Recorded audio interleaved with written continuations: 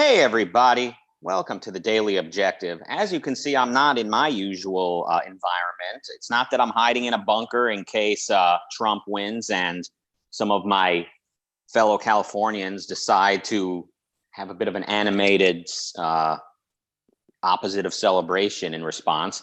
But actually, it's because my computer is being serviced feet away from here. So there you go. There's a nice little introductory sharing of my personal life with you before we get to politics, because remember, people first. It's been an interesting 12 hours or so for me. I got to tell you, ever go to sleep and like when you wake up, like the world is vastly different than when you went to sleep? When I went to sleep, not only was Trump basically the presumed winner, not only that, but democracy itself worked. According to what I saw on Twitter, the election process is basically trustworthy. The electoral college is a bit funky. Maybe some people wanted to rethink that, but more or less, everyone basically said, yeah, voting matters and let's go. Yeah, Trump got the votes. Trump is winning. Elections work. Eat it, libs. Haha. And then when I wake up today, incidentally, Biden is, from what I've seen, more likely to become president. But also elections themselves just don't even count anymore because it's all rigged, according to what I've seen on social media.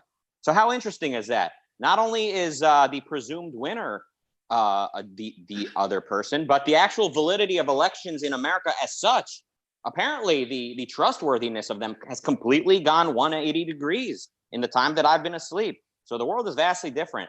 Here to discuss this further is a man who, his people, quote unquote, people from the country in which he was born, if we can believe his birth certificate, if we can believe he was born there, and if we can believe history that ancient Greece was actually in Greece, if we can believe all of that, we can possibly conceive that they invented democracy. So we better hear them out on this. Nikos Sotirakopoulos. Thank you very much, Rucka. So I have an unorthodox reading of the elections, which is the following one. I think Trump has the golden opportunity to save his legacy and also save Trumpism for the Republican Party. So in a way, yesterday was a big victory for his legacy. Why? Because he almost won an unwinnable election. And for a second time, he went against all the pollsters, the opinion-making mechanism of the American society. So the first conclusion is that a lot of textbooks on political science need to be rewritten after this election.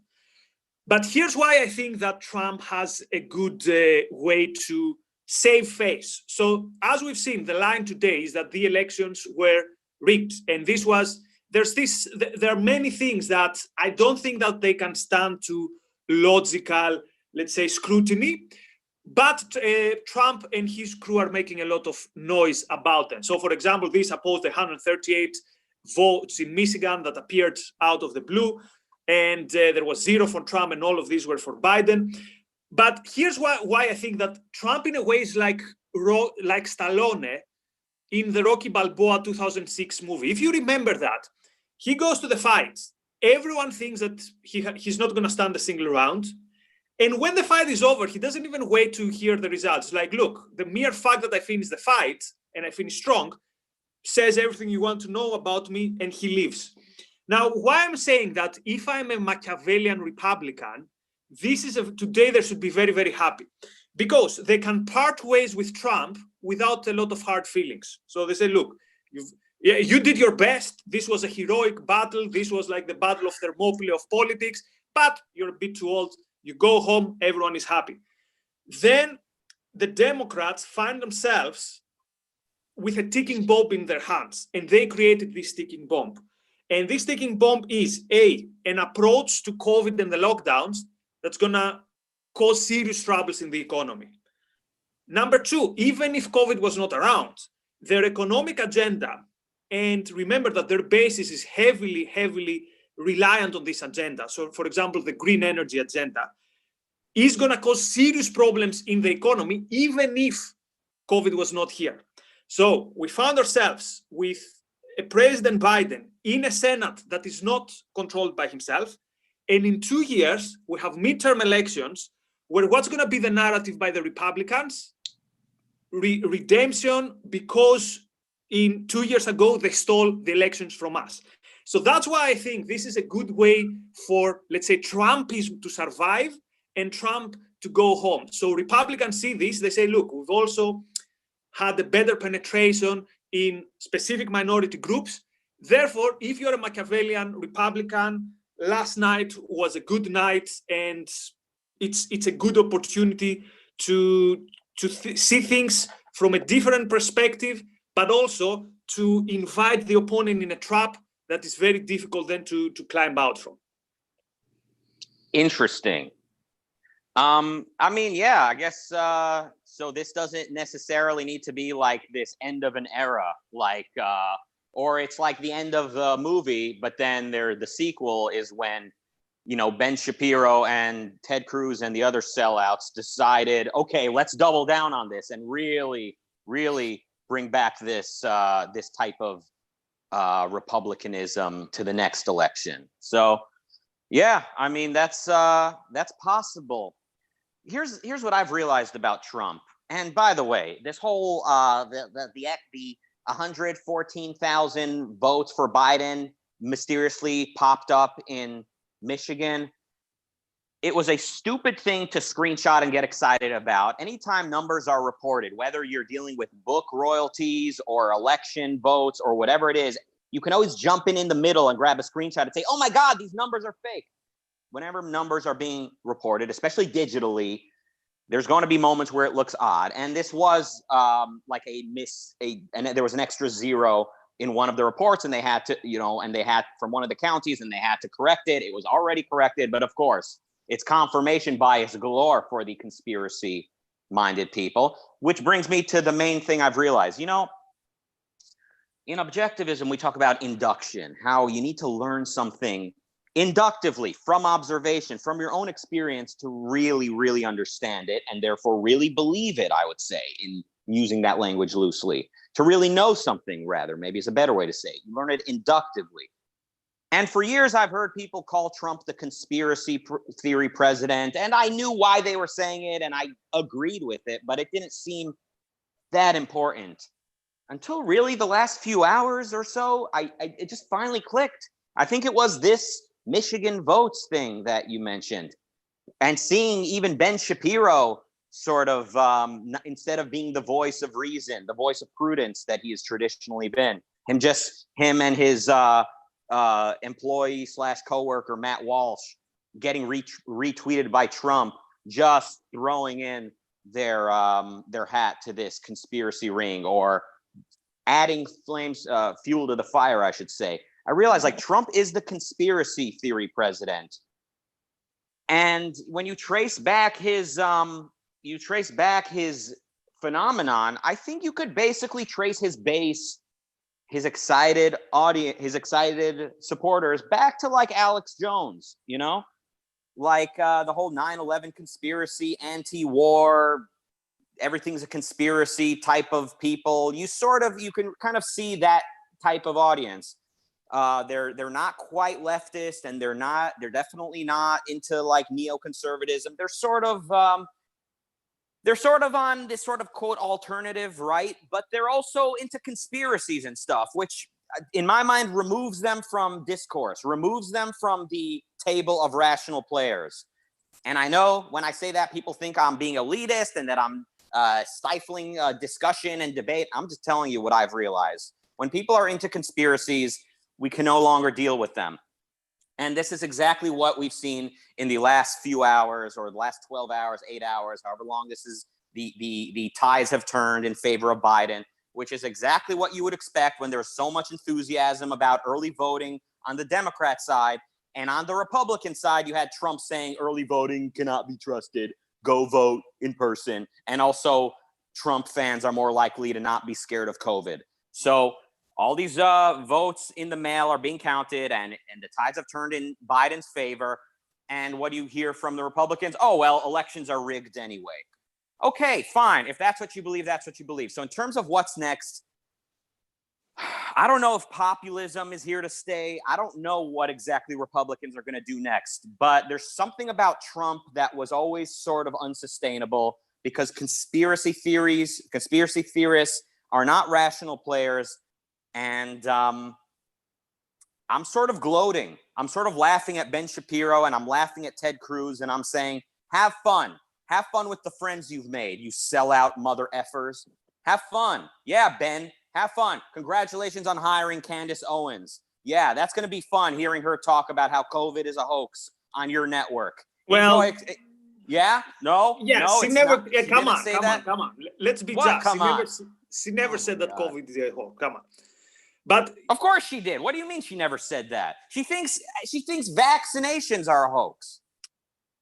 she What? said that COVID. She said that we overestimated. Anyway, let's not have a No, fight she about said, that. I'm going, people watching, I'm going out in public. The masks are BS. She said, she had to go back.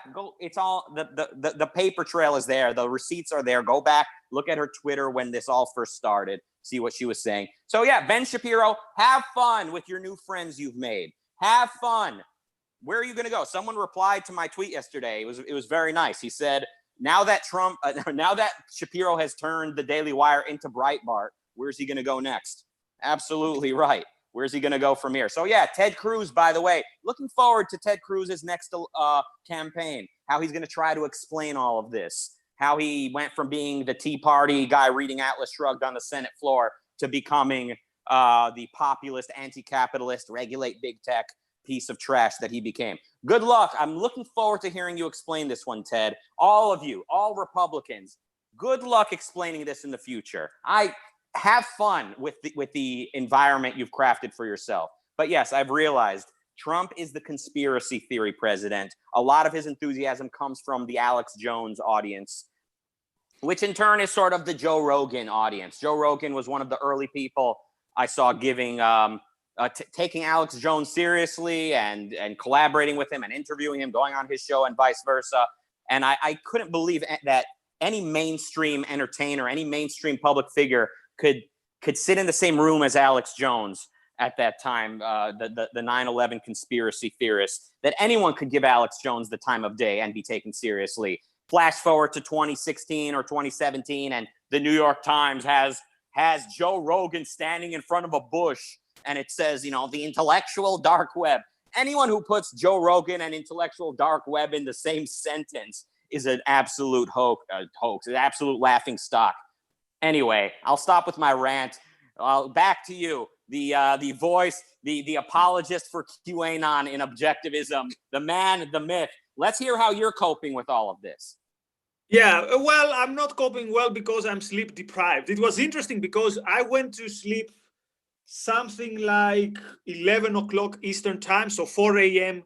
UK time. I wake up 3 hours later. It was a completely different story. So I went to bed with Trump being president. I woke up with Biden. So here's the thing, though. Again, the fact, there's a nice saying in a book. It says, the fact that you're paranoid doesn't mean that they're after you. So, for example, how does Twitter handle with the Michigan thing? It hides it. So now more fuel to the Trump train, saying, you see, now it's even more official that there's big conspiracy. So what I'm saying here is that it's not official, though. It's not official, though. Smart people like me knew this should be taken with a grain of salt, and let's be patient and see what this is about. So, there's more to politics than excitable, crazy people. So who's the Machiavellian when you're giving so much credibility to every little conspiracy theory that pops up? Yeah, the people at Twitter whose job it is to make sure misinformation is not getting out there. And of course, they have a leftist bias, as does the world we live in. They put a disclaimer on this ridiculous overstatement of the voter fraud possibility in Michigan. Good. All right.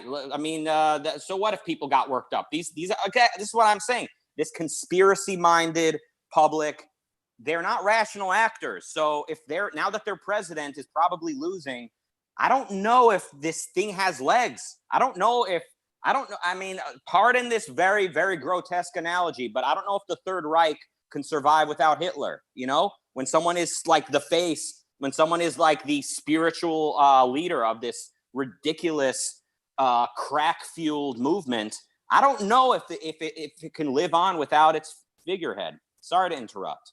Don't worry. So, yeah, anyway, but the thing is, we've heard so many lies about Trump from the side, let's say, from the other side. So again, if I were a Trump supporter today, it's very easy to see the world as being after you. So I think there's zero question about that. So that's the one thing. And this brings me to the other thing, which is what should the Republicans what should they keep from the Trump phenomenon? I think there are a couple of things. The one is they should keep the idea that we need to connect with parts of the population that are thinking that are completely, that no one talks about them. But the way they do this is not via economic nationalism and is not by the Trump's, let's say, populist agenda. But the fact that he managed to see, for example, that, you know what, the fact that he fought in a way the good parts of the culture war that had to be fought is something that the Republicans should keep. And again, try to imagine in the position of Trump, someone with the same, let's say, fervor, but with not these ideas, because what gave him this boost towards the election was not so much the ideas, was the persona, was the fact that he went to so many places. So this is something that should give some lessons, because again, keep in mind that this was not supposed to happen. If you have against you most of the media, the education establishment, Hollywood, most of the celebrities, you're not supposed to even make it a close election. So I think and again, this is my political science hat that has nothing to do with an objectivist analysis. But for someone who's interested and curious in politics, what happened with Trump yesterday was even bigger and an even bigger surprise than 2016. So the question is, how do we take these lessons and how do we apply them to our, let's say, activism, to our approach to politics? And is there something that we can learn from what happened yesterday? That's what I'm interested in as someone who sees himself as an activist or as a communicator or whatever. Something big happened yesterday. So the thing is, can we keep some good parts of it, or can we learn something? Which, by the way, it's the same thing I've been telling to objectivists with Jordan Peterson. You can disagree, you can consider him really bad. Is there anything to learn here? Is there anything to think, is there something that I could take and in a different context create something good out of it? Yeah, look, I mean, I think, let's say Trump did lose, and so maybe the day he leaves office, or maybe sometime before then, we can have a full episode on what was good about Trump. And obviously, it would be a very easy episode for you since you're such a fan. I'm joking, mostly. But for me, it would be quite an interesting presentation, because I've become so anti-Trump that it'll be really rich for me to explore. Okay, but here is what's good. And I think a lot of people who voted for Trump, obviously a lot of people we respect voted for Trump as the lesser of two evils, and I perfectly understand that. I think I perfectly understand that. But I think a lot of average people around the country voted for Trump because of the way he sort of kind of speaks like the everyman, you know, like some New Yorker who's just kind of like, what is this? What's going on here? Like common sense, so to speak, which is not the type way that a politician normally sort of kisses up to the voters. So I'm not saying everyone who voted for Trump is a conspiracy nut, but I'm saying that's where a lot of his enthusiasm initially comes from, and he rides that train. He really riles up that part of people, and he exploits people's uncertainty. Now, how should we as students of objectivism see the merits of Trump? Let me tell you this. There's a saying that says a broken clock is right twice a day, right? You know that cliche? And I think that in objectivism, I'm reluctant to speak for objectivism, but I think objectivism rejects that. A broken clock is not right twice a day, right? Because the method is what matters. It's how we arrived at certain knowledge. So better to be wrong using a good epistemology and make an error than to accept an actual fact on faith. So the fact that Trump is Trump means whatever kind of good he's done is not really to be celebrated that much. I'm glad that maybe the era of neoconservatism sort of ended decisively by him. The era of Republicans saying, let's send a bunch of troops into the Middle East. I'm glad that seems to be over, hopefully. But sadly, it was brought about by somebody who, his audience, the Tim Pools of the world, the Alex Joneses of the world, their main problem with the foreign policy of America is that it kills people in those countries. Not that Americans primarily are the ones being sacrificed and being sent out there with a suicidal mission and a suicidal policy, a suicidal rules of engagement. That's not the main thing. The main problem with our foreign policy is that the foreigners are being bombed. So yeah, by the way, that's a problem also. That's a big problem if people who would otherwise not be dead and they're not a threat to your country. So for me, it's a big problem that Serbians, for example, and Kosovars were killed when there was zero threat to the United States. So I wouldn't dismiss this argument. I get what you're saying, and objectivists get what you're saying. I mean, yes, I look. I mean, my primitive American brain gets confused when you say things like Kosovo. All right, don't confuse me. But no, of course, anytime a drone kills a child, of course, that's no cause for celebration. Of course, that's a horrible tragedy. What I'm saying is when you look at this anti-war energy behind Trump and that it's coming from people who love to bring up that type of killing, but you rarely hear anyone talk about how Americans are being sent into battle with their hands tied behind their back. And Ted Cruz, the one politician who used to speak in those terms, of course, completely sold his soul. Let's take with a grain of salt anything positive said about Trump. But there is a lot left to be seen about kind of what will come of this. Maybe there will be some maturity that'll be gained from all of this. Maybe a lot of the sort of the black exiters, the gay exiters, people who left the Democrat Party, maybe they're ready to hear about, the free market. Maybe they're ready to hear about capitalism and individualism. Maybe that type of thing will have a sort of emergence on the right. Who knows? Nothing would surprise me in this world anymore. But I got a lot off my chest today. I yelled at you a little bit, and that's what civil discourse is all about. Don't worry, I'm way too low energy today to fight back. But just one clarification, I didn't mean obviously that, let's take what's good from Trump. What I'm saying is his campaign shows that there's something open in the political field, right? For me, that's fascinating. For me, that's exciting. It's an open field, and it's an open field that someone tried to fill with almost nothing except from the bombastic personality and the things that you mentioned. So when I see this, I see there's some space there, and we could do stuff there, obviously within the scale and within the context. But we live in interesting times. I know the Chinese proverb says that's if you want to wish bad to someone, wish them that they live in interesting times, but we do live in interesting times. Anyway, absolutely. I know we're out of time, but let me override that for a moment and just say, look, bad times are happening and bad times are ahead. I don't mean to be gloating now everything's going to be great. No, now we're back to where we were before Trump, which is a nightmare. But anytime I criticize Trump, the primary response from fellow liberty-minded people is, well, he's a check on the left. He's rejecting the left. And I'll say, okay, well, the good thing about Trump probably losing is he's a check on this populist, conspiracy-minded, anti-trade orgy that Ben Shapiro and Ted Cruz have joined in recent years. He's a check on that. So let me enjoy the look on Ben Shapiro's face. Just like when Trump won, we enjoyed the look on Hillary's face. Now let's enjoy the look on Ben Shapiro's face as he tries to figure out how he can save it.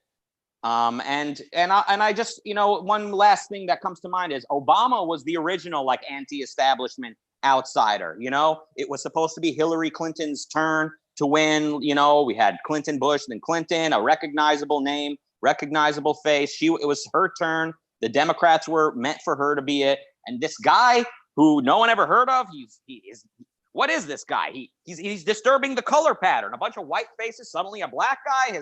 We got a bunch of presidents named George, William, Jefferson, and Herbert. Suddenly we've got a guy named Barack Hussein.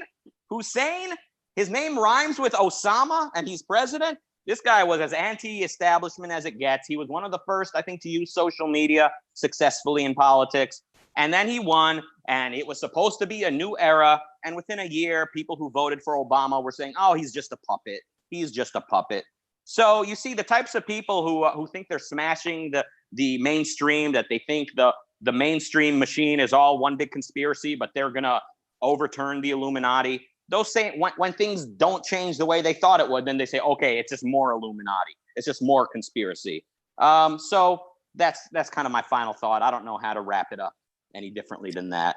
Take a stab if you'd like. Anyway, it's there's not much more to say because there's still things to. Let's see if it's Trump accepts defeat, if it goes to court. Who knows? Biden is supposedly gonna talk in a while. Anyway, maybe this episode within a week is not gonna make sense. Maybe we make a couple of clips in this episode, and in 2 years' time, we bring them up because we're like, look how clever we were.